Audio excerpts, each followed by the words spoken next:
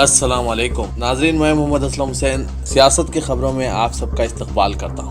Congress leader Rahul Gandhi اور پرینکا گاندھی نے عصمت ریزی کی شکار دلت لڑکی کے غمزدہ افراد خاندان سے ہاتھرس پہنچ کر ملاقات کی۔ اس موقع پر دونوں قائدین نے اعلان کیا کہ وہ مظلوم لڑکی کو انصاف دلانے کے لیے لڑائی جاری رکھیں گے۔ لڑائی اس وقت تک جاری رہے گی جب تک قاتلوں کو کیفر کردار تک پہنچایا نہیں جاتا۔ مظلوم خاندان کے ساتھ پرینکا اور راہل نے 45 منٹ تک بات چیت کی۔ متاثرہ خاندان کے افراد اس موقع پر راہل اور پرینکا سے گلے ملتے ہوئے زاروں خطار رو رہے تھے۔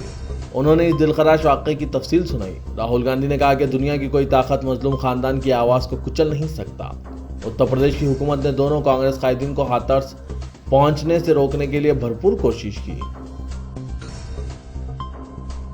وزیر اعلیٰ اتر پردیش یوگی آدتیہ ناتھ نے ہاتھرس میں مبینہ اجتماعی عصمت ریزی اور قتل کے واقعے کی CBI تحقیقات کا اعلان کیا ہے۔ چیف منسٹر کے دفتر نے یہ اعلان کیا۔ ان کے اس اعلان سے قبل متاثرہ لڑکی کے ارکان خاندان نے CBI تحقیقات کی مخالفت کی اور سپریم کورٹ کی نگرانی میں چھان بین کا مطالبہ کیا۔ انہیں اندیشہ ہے کہ CBI تحقیقات سیاسی دباؤ میں ہو سکتی ہے۔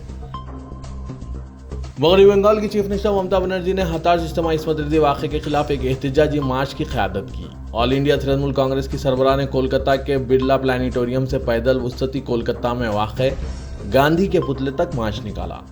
یہ فاصلہ تقریباً 3 کلومیٹر کا تھا۔ یہ احتجاجی ریلی ایک ایسے وقت نکالی گئی جب ایک دن قبل ترنمول کانگریس نے قائدین کی ایک ٹیم کو متاثرہ خاندان سے ملاقات کے لیے ہاتھرس میں جانے سے روک دیا گیا تھا۔ شیو سینا نے ہاتھرس واقعے پر آدتیہ ناتھ حکومت پر برہمی کا اظہار کیا اور کہا کہ اتر پردیش میں جنگل راج قائم ہے، حالانکہ ایودھیا میں رام مندر کی تعمیر کے لیے سنگ بنیاد رکھا گیا۔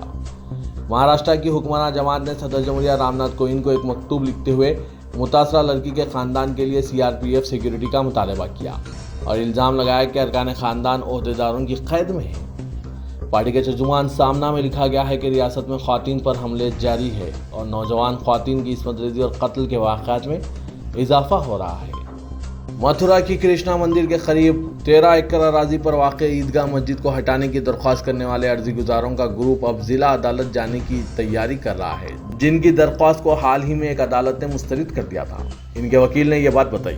یہ درخواست اب سول جج کی عدالت میں پیش کی جائے گی، جس میں متھرا کی عدالت کے ایک سابقہ فیصلے کو کالعدم کرنے کا مطالبہ کیا گیا، جس کے ذریعے کرشنا جنم استھان سیوا استھان اور شاہی عیدگاہ انتظامی کمیٹی کے درمیان معاہدے کی توثیق کی گئی تھی۔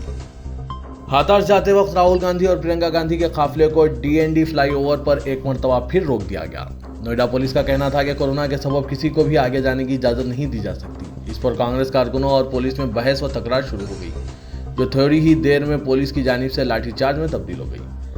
یہ دیکھ کر راہل گاندھی اور پرینکا گاندھی میدان میں اتر آئے اور اپنے کارکنوں کو بچانے لگے۔ خاص طور پر پرینکا گاندھی نے لاٹھی چارج کے درمیان جا کر کارکنوں کو بچایا اور پولیس کی سخت سرزنش بھی کی۔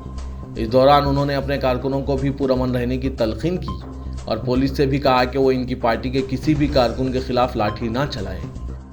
ہاتھرس معاملے میں یوگی حکومت اور اتر پردیش پولیس کی اجازت کے بعد بالآخر میڈیا کو متاثرہ فیملی سے ملنے کی اجازت مل گئی۔ جب متاثرہ کے اہل خانہ سے میڈیا کے نمائندوں نے ملاقات کی تو انہوں نے کئی حیران کرنے والے انکشافات کیے اور ضلع انتظامیہ سے لے کر اتر پردیش پولیس اور ریاستی انتظامیہ تک پر سنگین الزامات عائد کیے گئے۔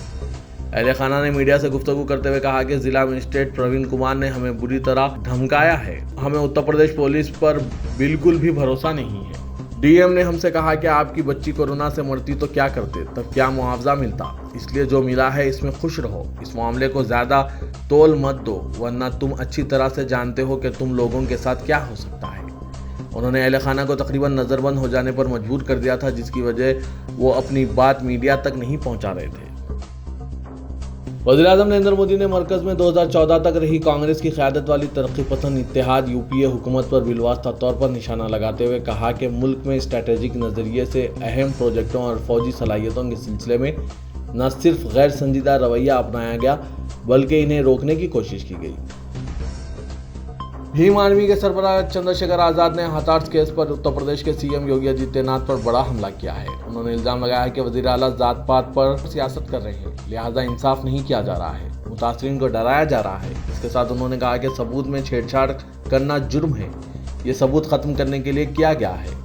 انہوں نے کہا کہ میں اپنے والدہ سے وعدہ کر کے آیا ہوں کہ جب تک مجھے انصاف نہیں ملتا میں گھر نہیں آؤں گا۔ اس کے ساتھ ہی انہوں نے مطالبہ کیا ہے کہ دلتوں کو 20 لاکھ لائسنس والے اسلحہ ملنے چاہیے۔ ایک دہے تک مسلسل جدوجہد کے بعد بارڈر روڈ آرگنائزیشن نے بالآخر جنگی حکمت عملی کے لحاظ سے اہم سرنگ اٹل ٹنل کی تعمیر مکمل کر لی۔ ہمالیہ کے پہاڑیوں میں تعمیر کردہ موٹر گاڑیوں کے استعمال کے قابل یہ سرنگ دنیا کے سب سے پیچیدہ اور منفرد انجینئرنگ کا شاہکار ہے۔ اس کے آغاز سے فوج کی لڑاکا گاڑیوں کو حقیقی خط قبضے کے قریب تک پہنچائے گی۔ یہ سرنگ 9 کلومیٹر طویل ہے، جس میں 2 طرفہ سڑک تعمیر کی گئی ہے۔ سطح سمندر سے 3000 کلومیٹر بلند یہ دنیا کا سب سے طویل ترین موٹر گاڑیوں کی گزرگاہ کی یہ سرنگ ہے۔ اسے ہماچل پردیش کے منالی لیا شاہراہ پر پیرانجل علاقے میں 3978 میٹر طویل روہتنگ کے ساتھ تعمیر کیا گیا ہے۔ وزیر اعظم نریندر مودی نے تعمیر کردہ سڑک کا رسمی افتتاح انجام دیا۔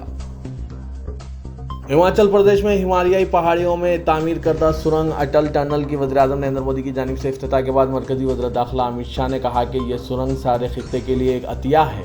اس سرنگ کے افتتاح کو تاریخ دن قرار دیتے ہوئے امت شاہ نے کہا کہ اٹل بہاری واجپئی کا ویژن اب درست ثابت ہوا ہے۔ اپنے ٹویٹ میں مرکزی وزیر داخلہ نے اٹل ٹنل کے افتتاح پر بی جے پی کو مبارکباد پیش کی۔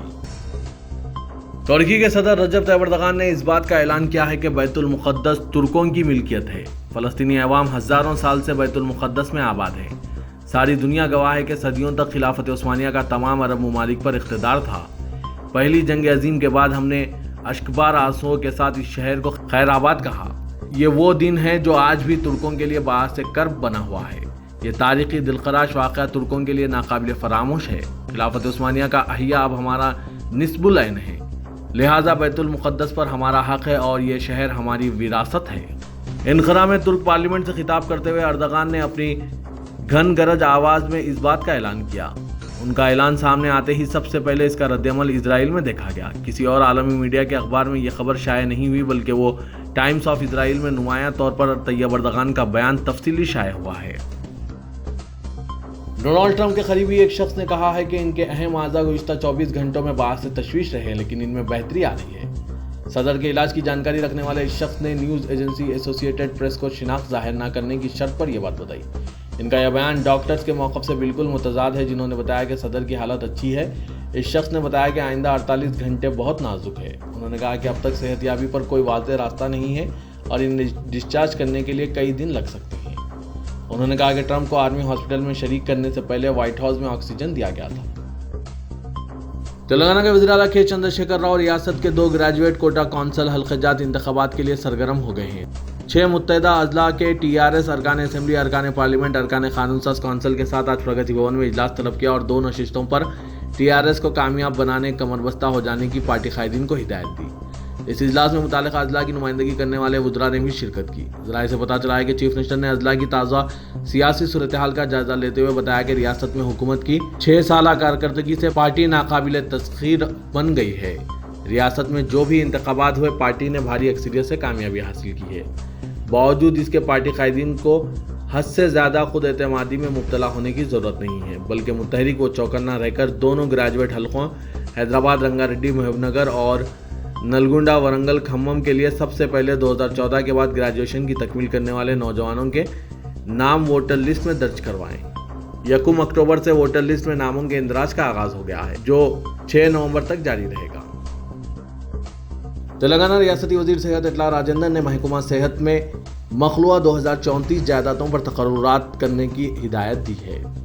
وزیر صحت نے محکمہ صحت کے اعلیٰ عہدیداروں کا اجلاس طلب کرتے ہوئے مختلف امور کا جائزہ لیا۔ اس موقع پر خطاب کرتے ہوئے ریاستی وزیر صحت نے کہا کہ ہندوستان کے قدیم طبی نظام کی عظمت رفتہ بحال کرنے کے لیے تمام ممکنہ اقدامات کرنے کی عہدیداروں کو ہدایت دی۔ انہوں نے کہا کہ کورونا بحران کے دوران ہر گھر ایک آیورویدک سینٹر میں تبدیل ہو گیا۔ قوت مدافعت میں اضافہ کرنے کے لیے آیورویدا ادویات عوام کو دستیاب رکھنے کے اقدامات کیے جائیں۔ تلنگانہ کے وزیر داخلہ محمد محمود علی نے کہا کہ جدید دور میں تکنیکی تعلیم کی اہمیت بڑھ گئی ہے۔ حکومت تکنیکی تعلیم کو فروغ دینے اور طلباء کے لیے نئے کورسز متعارف کراتے ہوئے ملک اور بیرون ممالک میں انہیں ملازمت کے بہترین موقع فراہم کرنے کے اقدامات کر رہی ہے۔ ملے پلی میں واقع گورنمنٹ ITI کالج کی جدید عمارت کا افتتاح کرنے کے بعد میڈیا سے خطاب کرتے ہوئے انہوں نے ان خیالات کا اظہار کیا۔ اس موقع پر مرکزی مملکتی وزیر داخلہ جی کشن ریڈی، ریاستی وزیر animal husbandry T Srinivas Yadav, وزیر لیبر ملا ریڈی کے علاوہ دوسرے موجود تھے۔ محمد محمود علی نے بتایا کہ ملے پلی ITI کالج کا قیام 1954 میں عمل میں آیا۔ طلبہ کو اس آئی ٹی آئی میں جملہ 28 کورسز کی تعلیم و تربیت فراہم کی جا رہی ہے۔ ملے پلی آئی ٹی آئی کو ماڈل آئی ٹی آئی کا درجہ دیا گیا ہے اور 892 طلبہ زیر تعلیم ہیں۔ تلنگانہ وقف بورڈ کو آج شہر میں قیمتی اراضی کے تحفظ میں کامیابی حاصل ہوئی۔ ریونیو، پولیس اور جی ایچ ایم سی عہدیداروں کے تعاون سے غیر مجاز قبضوں کے خلاف انہدامی کارروائی کرتے ہوئے وقف اراضی کو بچا لیا گیا۔ اپل مین روڈ پر قطب شاہی مسجد کے تحت 6 ایکڑ اراضی موجود ہے۔ گزٹ 6 مورخہ 9 فروری 1989 میں سیریل نمبر 2744 کے تحت یہ اراضی کا ریکارڈ موجود ہے۔